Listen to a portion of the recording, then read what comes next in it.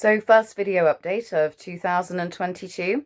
Some of you may have noticed I've been a rather unpleasant and pessimistic Paris as of late. Some of you would call it blackpilled, and I certainly couldn't disagree. There have been different levels of it, and I think there's many contributing factors, some of them being circumstantial and environmental. I think some of them are just a natural cycle of being part of a very stressful environment day in, day out, and giving a shit about the existence of your people. I tried to get through this without swearing, but we'll end up having to record like 10 times if I'm trying to get through it without uttering a single profanity at this stage. But also, I think I suffer from something called antibiotic agitation. I started taking antibiotics just before the new year, and I mentioned to a few of my friends that I'd suddenly become a lot less patient and tolerant and more agitated by things. Like now, I get very agitated when I'm walking through the city centre when it's cold and wet and I'm seeing countless white people sat in doorways with dirty sleeping bags begging for change as Africans, Arabs, and peoples from the third world are walking past with new trainers and bags full of designer shopping with their expensive car keys in their hand. And you know that in their own countries, they won't have earned enough to even be able to afford a month's worth of rent in our nations. So certainly you see the destruction and the replacement, but also the transfer of wealth and power and the devastation that it's causing on our communities. And if you see this day in, day out, it's hard not to get a little black-pilled from time to time.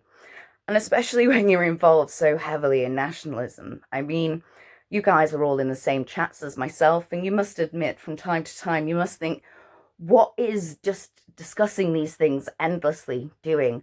I want to try and implement solutions, but most of these solutions come with so much work. It's impossible to implement alone. And organising nationalists, like I've said before, is like, well, it's like trying to herd cats through fields of cucumbers. It's like an impossible task. And I'm not the kind of person that plays well with others, but occasionally even like lone wolves have to return to the pack if we want to take down large game. And I just find it very difficult to have to rely on and engage in others to try and fulfill objectives. But we do have shared objectives.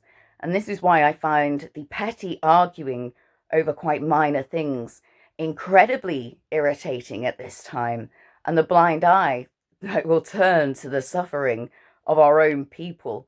I mean, this does start to agitate me, and most of the time I'm reasonably calm, but like I say, I might be a little bit susceptible to this antibiotic agitation, and I think it's just a cycle as well. I mean, I'm not going to be black-pilled for that long because I don't really have a choice. I mean, I made my choice a very long time ago, and it's very difficult to return back to the normal world, and I don't think I could do it even if I wanted to. I am pledged to try and do everything I can for the survival of my people, and even if I don't really see much value in what I see today, it's the hope of a better future of what we're fighting for.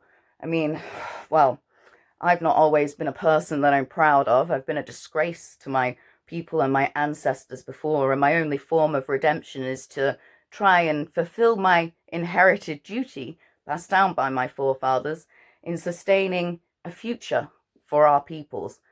And that is what I've got to try and focus on, is the future, not so much the rot and decay and the depressing sights I see around me, which, you know, it can get to you, particularly when you're dealing with Muslim rapists, when you're dealing with white homeless, when you're dealing with all the devastation that you just see around you, when you're going to the supermarket and you're literally surrounded by Africans. It's just, the foreigner fatigue can get a little bit much. So that is why I've been a bit black-pilled as of late. So,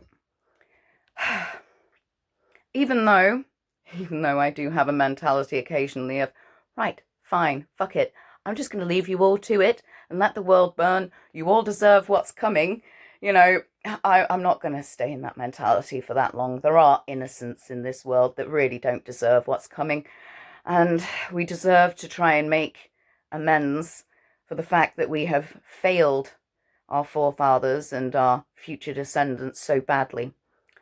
So regardless of even if I want to give up, I can't anyway. So you're kind of stuck with me.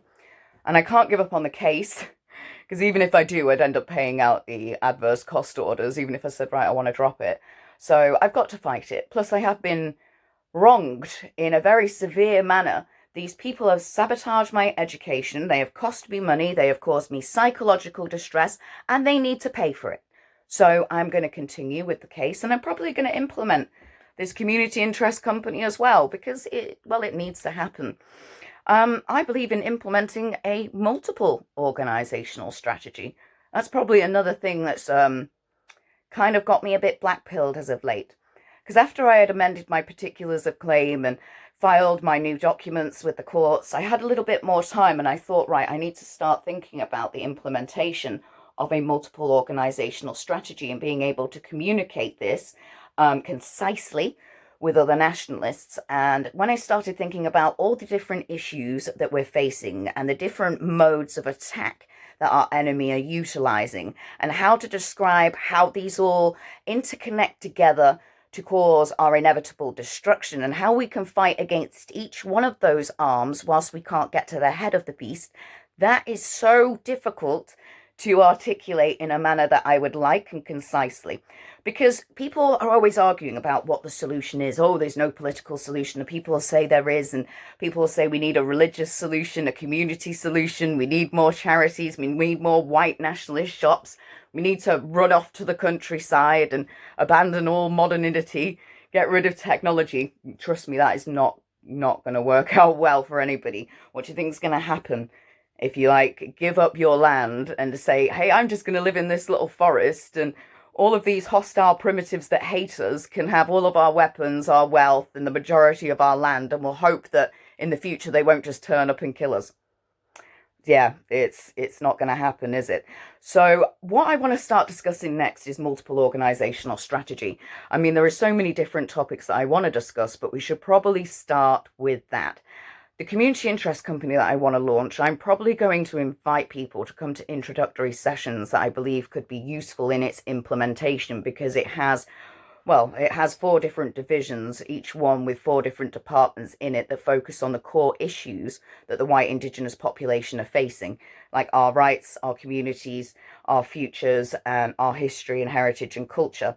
These are all divisions, and within them there are departments. Our futures is primarily focused on families and children. Our communities is focused on community outreach and social cohesion, building healthy, stronger communities, better educated, better articulated.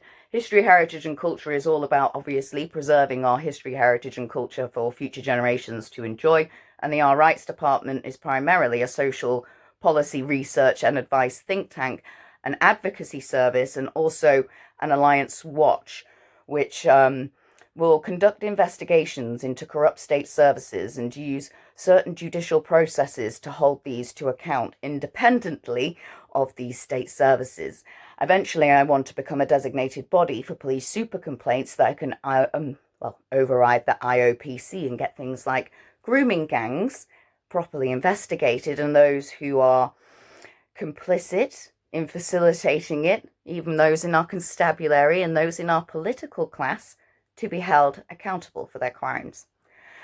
So when I try and put all this multiple organisational strategy down into paper and try put it into categories, I can sometimes become a little bit overwhelmed, because the amount of work that I know that's involved in it, I know that I'm not going to be able to complete on my own, and I do not, I don't like relying on other people, but it's something that I'm going to have to do, and I have been getting rather, how can you put it, demoralised by the attitudes and the immaturity that I get from many people in nationalist circles.